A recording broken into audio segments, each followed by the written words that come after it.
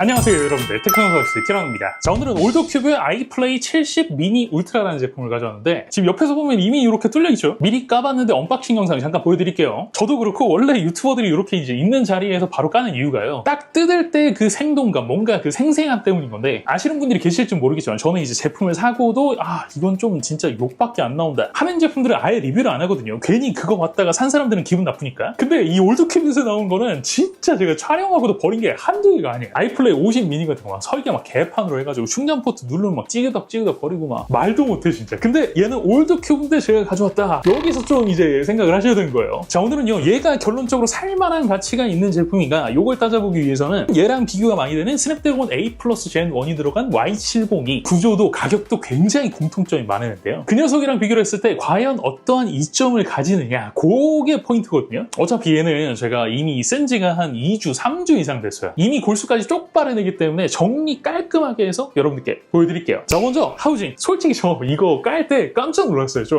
올더큐브가 이런 마감했다고? 요런 생각? 진짜 아이플레이 50, 60 미니에 비해서는 환골탈태한 수준으로 굉장히 많이 변경이 됐고요. 도장도 굉장히 고급스러워졌어요. 자, 근데 그럼 얘를 갖다가 Y700 2세대랑 비교를 하더라도 전혀 손색이 없는 그런 수준이냐? 그건 아니에요. 약간 요런 데 보면 이제 버튼 달그락 거리는 거, 비트로 되면은 이게 진짜 심하진 않은데 묘하게 뿌드덕한 소리가 좀 나거든요. 그러니까 뭐랄까, 약간 유사하게 따라하긴 했지만 자잘한 포인트까지는 잡지 못한 그런 느낌이라고 보시면 될 것 같아요. 플러스 Y700은 2세대부터 게임할 때 그립을 감안해가지고 가로 기준으로 하단에 USB-C 포트가 하나 들어가 있는데, 얘 같은 경우에는 우측에 단랑 하나, 진동도 이게 애매하게 좀 별로예요. 우리가 Y700에서 느꼈었던 그런 고급진 느낌은 아닙니다.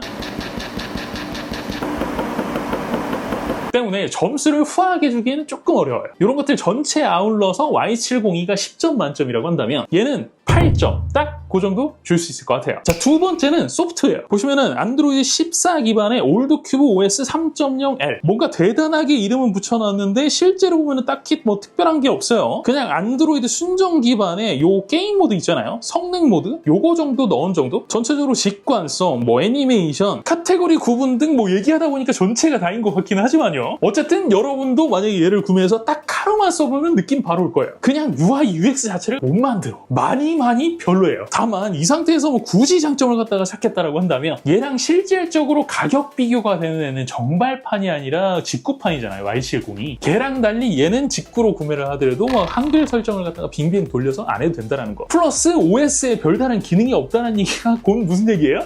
OS가 있는 듯 없는 듯해. 굉장히 가벼워. 원래 UI나 UX 같은 경우에 사람마다 평가가 굉장히 다른 부분이긴 한데, 어쨌든 제 기준에서 Y702를 10점을 준다 그러면은 얘는 딱 5점 줄 수 있는 정도의 수준이에요. 자, 디스플레이 사이즈는 8.8인치 2560x 1600 해상도 1441Hz LCD 패널이 탑재가 되어 있고요. 이게 지금 보시면 아실 거예요. 제가 아무리 봐도 이 비율이나 요 어떤 베젤, 주사율, 심지어 요 주변에 보면 음영 지는 거 있거든요. 이런 것까지 Y702랑 완전 똑같아가지고 제가 좀 의심을 하긴 했는데, 실제로 데이터를 찍어보니까 이거 아무리 해봐도 그냥 Y702 공급받았었던 그 디스플레이, 그 패널 그대로 공급받는 게 맞는 것 같아요. 디폴트 기준 수치가 거의 똑같아요. 심지어 화이트 포인트 튀는 것까지 완벽하게 동일합니다. 다만 하드웨어가 똑같다고 해서 완성컬이 똑같은 건 아니잖아요. 물론 뭐 대부분의 사람들은 요 색상 값을 갖다가 디폴트로 쓴다라고 하더라도 이 지금 자연스러움이 너무 좀 파란 느낌이 들거든요, 솔직히. 그래가지고 요걸 바꾸려고 들어오면은 진짜 이게 뭐야 이게. 제가 여러분들 감성 때문에 이런 얘기를 하는 게 아니에요. 얘는 지금 여기에 사진 같은 게 있잖아요. 이게 왜 있을 것 같아? 이렇게 바꿨을 때 어떤 사진으로 바뀌는구나, 이걸 조금이나마 확인하기 위해서 있는 거예요. 거기다 얘 같은 경우에는 이렇게 화이트 포인트를 갖다 옮겨 잡을 수가 있잖아요. 조금 더 내가 원하는 색상으로 커스터마이징이 가능한데, 이거는 그걸 알아볼 수가 없어. 때문에 패널의 포트는 동일하다라고 쳐도 이걸 같은 점수를 줄 수는 없을 것 같아요. Y702 10점, 얘 9점 주겠습니다. 자, 다음 말씀드릴 건 스피커. 이미 녹음해 놓은 게 있으니까 바로 들려드릴게요.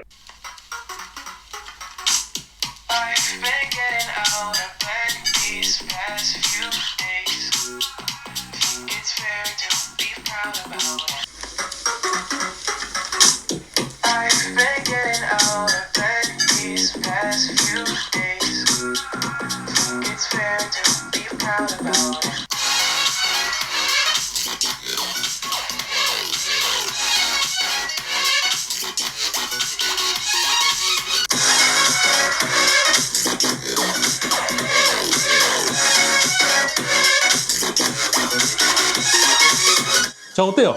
구리죠? 네. 구려요. 이건 근데 제가 써봤을 때는 뭔가 그 스피커의 문제라기보다는 세팅의 문제인 게 더 커 보여요. 이렇게 이제 DTS 음향 조절 소프트웨어가 들어가 있긴 한데요. 이게 아무리 이런 앱이 있다 한들 기본적인 어떤 밸런스, 아주 기초적인 튠은 해줘야 되는 거거든요. 뭐랄까, 아까 전에 디스플레이 그 소프트웨어를 갖다가 보는 느낌이라고 해야 될까요? 요즘엔 사실 하드웨어만 똑같은 걸 넣었다라고 해서 똑같은 품질의, 똑같은 퀄의 어떤 소리가 들리는 건 아닌데 왜 이런 식으로 했는지 조금 의문이 들었어요. 자, 스피커는 Y70 10점 기준 얘 7점 주겠습니다. 자, 어때요 여러분들? 이제 성능밖에 안 남았는데 여기까지 딱 보면 얘를 도대체 왜 사야 되는지 모르겠죠? 그쵸? 여기에 뭐 먹을 게 있다고? 근데 여러분들 얘가 뭐 디스플레이가 어떻고 스피커가 어떻고 이런 얘기를 잔뜩 하긴 했지만 얘를 살 사람들은 도대체 얘를 어떤 용도로 쓰게 될까요? 뭐 때문에 사는 걸까요? 맞아요. 게이밍. 근데 얘가 그 본질인 게이밍 성능에서 Y701을 압도합니다. 제가 여러분들 원래 벤치를 돌리기 시작을 하면은 무의식적으로 긱벤치 6부터 돌리거든요. 근데 점수 한번 보세요. A 플러스 젠 1이 들어간 Y70이랑 큰 차이가 없죠. 그래서 솔직히 저는 그렇게 생각을 했어요. 아, 얘들 아예 이걸 만들 때부터 Y701을 타겟으로 만들었구나. 어쨌든 우리가 중국에서 직구를 하는 것 말고 중국에서 판매하는 판매가, 그리고 한국에서 판매하는 판매가, 이것 자체는 아이플레이 70 미니 울트라보다 훨씬 더 Y702가 비싸니까. 지금 보시면은 뭐 사실 단발 점수 말고도 스트레스 테스트에서도 확실히 좀 떨어지는 게 느껴지잖아요. 심지어 저는요, 스트레스 테스트에서 이렇게 싱글 부분이 계속 내려가는 데는 처음 봤어요. 보통은 다른 애들 뭐 점수가 떨어지더라도 싱글은 유지, 뭐 멀티가 조금 하향 이렇게 조정이 되고, 요즘에 나오는 애들은 멀티도 안 떨어지거든요, 보통. 자, 여러분들 이렇다 보니까 제가 무슨 생각을 했겠어요. 아, 또 조졌구나. 30만 원 날렸구나. 그렇게 올드큐브에 당했는데 또 하고 있네.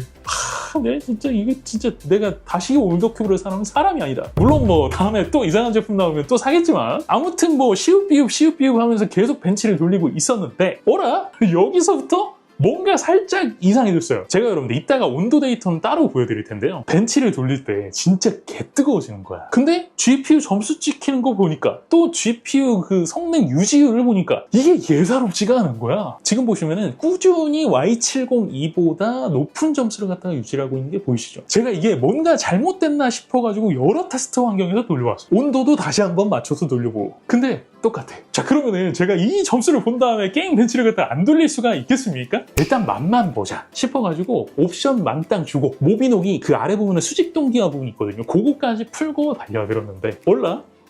저는 이게 맞나 싶었다니까요? 처음에? 모르겠어요. 저는 사실 이게 모비노기가 Y702가 나온 뒤로 한참 뒤에 나왔잖아요. 그러다 보니까 A 플러스 젠 1에 최적화를 안 시켜서 그런 건가? 진짜 격차가 어마어마하게 납니다. 실제로 플레이할 때도 진짜 차이가 많이 느껴져요. 물론 요거는 갑자기 시도를 했기 때문에 제가 원신이나 뭐 스타레일 하던 것처럼 딱 정형화된 플랫폼으로 한 건 아니에요. 그냥 뭐 25분 동안 전투도 하고 퀘스트도 하고 막 눌러가면서 이것저것 한 건데, 근데 그 테스트 오차를 감안하더라도 C프레임은 너무 심해. 그래서 제가 이번에는 테스트베드 정교하게 맞춰가지고 스타레일이랑 원신도 돌려봤거든요. 야, 그런데 이렇게 하니까 이게 확실히 더 명확하게 드러나더만. 제가 여러분들 여기에 써있지만 다시 한번 말씀드릴게요. 흰색이 얘입니다. 올드큐. 그리고 빨간색이 Y70이에요. 야, 미쳤죠? 이게 뭔 일인가 싶었어요. 아, 여러분들 오해하지 마세요. 제가 여기서 Y702가 구리다라는 얘기를 하는 게 아닙니다. 지난번에 Y703 리뷰할 때도 말씀을 드렸었잖아요. Y702의 가성비가 굉장히 좋은 편이라서 Y702를 이미 가지고 계신 분들은 Y703을 살 필요가 없다고. 근데 얘는 아예 Y702를 겨냥하고 나온 애잖아요, 애초부터. 크기라든지 뭐 디스플레이라든지 컨셉이라든지 이런 것들이. 거기다가 7 플러스 젠 3 있잖아요. 제가 미패드 여러분들한테 리뷰는 안 나갔지만 그거 벤치랑 게임 테스트는 전부 다 돌려봤었는데 이 점수, 이 성능 절대 안 나왔어요. 저는 사실 인터넷에서 얘의 성능이 뭐 A젠2보다 훨씬 더 낫니 어쩌니 할 때 말 같지도 않은 소리를 하나. 무슨 A젠2 성능이 나와. 그럴 것 같으면 A젠2를 갖다가 왜 비싼 가격에 아직도 팔고 있니? 이렇게 얘기를 했었는데, 이거는 지금 보면은 A젠2가 들어간 폰보다는 성능이 잘 나오는 것 같아요, 분명. 그 예전에 Y700 처음 나왔을 때, 1세대 나왔을 때 스냅드래곤 870 넣은 다음에 거기다 막 전력 때려 매겨가지고 성능 부스팅 했었잖아요. 약간 그런 느낌이에요. 7 플러스 젠 3라고 살짝 보기 어려운, 올드 큐브가 만들었다라고 좀 보기 어려운 그런 퍼포먼스가 나옵니다. 다만 여러분들 제가 전력 때려 매긴다고 했잖아요. 그럼 뭐가 올라가? 그렇지, 무조건 온도가 올라가게끔 되어 있어요. 이게 사실 벤치 때 제가 쟀을 때는 Y70이나 Y703보다 살짝 하향으로 잡혔거든요. CPU 테스트를 할 때도 GPU 테스트를 할 때도 그랬어요. 근데 이게 게임은 차원이 달라. 와, 진짜 게임 테스트 하는데 잡고 있는데 진짜 개 뜨겁더라고. 모르겠어요. 쟤는 얘를 구조를 어떻게 만드는지 아직도 조금 의아하긴 해요. 보통 애플 같은 경우에는 후면 온도가 좀 더 심하게 나고요. 안드로이드 폰이나 태블릿 같은 경우에는 전면이 훨씬 심하거든요. 그건 Y70도 마찬가지고 703도 마찬가지예요. 근데 얘는 후면 온도가 더 빡습니다. 플러스 지금 발열 올라오는 부분 보세요. 정확히 왼손 그립에 딱 맞아 들어가죠. 진짜로다가 개 뜨거워요. 자, 배터리는 제가 웬만하면 좀 해드리려고 하긴 했는데 요즘에 뭐 하는 거 없이 되게 바빠요. 2시간, 3시간 저 게임을 갖다가 붙잡고 있을 시간이 마땅치 않아가지고요. 일단은 성능 모드 빼고 그냥 유튜브 스트리밍 저전력 상황에서 얼마나 가는지만 확인을 해봤거든요. 8시간에서 살짝 빠지는 수준. 근데 이게 충전이 좀 애매해. 25W 들어가거든. 때문에 이거 충전기 예를 들어서 잘못 물렸다. 그 상태에서 진짜 빡세게 게임 돌린다? 그러면 드레인을 딱 막을 정도 수준밖에 안 될 수도 있어요. 어차피 포트가 이 아래쪽에 달려있지 않아서 연결해놓고 쓸 사람들은 별로 없을 것 같긴 한데 요 점은 참고로 하시면 좋을 것 같아요. 자, 오늘은 이렇게 해서 올드큐브가 만든 첫 번째 게이밍 태블릿 아이플레이 70 미니 울트라에 대해서 간단하게 알아봤어요. 자, 이제 제가 정보를 갖다가 다 드렸으니까 여러분들은 어떻게 생각하세요? 이거 살 사람이 있더라고 생각하십니까? 저는 소수긴 한데 있을 것 같기는 해요. 제가 아까 전에 전부 다 말씀드리긴 했지만 정말 구린 점이 많아요. 근데 그런 거 다 제치고 30만원대에 이 사이즈에 이 퍼포먼스를 낼 수 있는 애가 얘밖에 없어요. 때문에 제가 얘는 구매 유형 딱 정리해드리겠습니다. 일단 첫 번째 Y701부터 Y704까지 단 한 개의 제품이라도 있다. 그러면은 바꿀 필요는 없습니다. 둘째, 나는 그런 거 없어.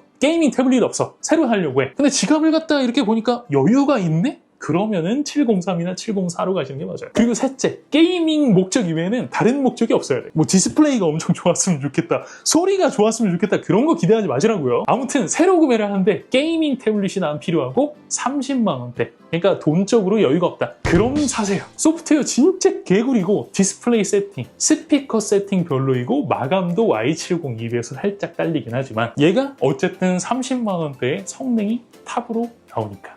오케이? 자, 오늘 영상은 여기까지입니다. 영상이 재미있으셨다면 구독과 좋아요 그리고 알림 설정 꼭 잊지 말아주시고요. 저는 다음 시간에 또 재미있는 영상으로 찾아뵙도록 하겠습니다. 지금까지 저는 티라노였습니다. 고맙습니다. 여기까지 보시는 분들이 있을지 모르겠는데 그러니까 잘 생각을 해보세요. 다른 것 때문에 사면 안 되는 제품이에요. 자, 다시 한번 새로 사는데 게이밍 태블릿이 난 주목적이고 돈이 없다. 그럼 사시라고요. 오케이?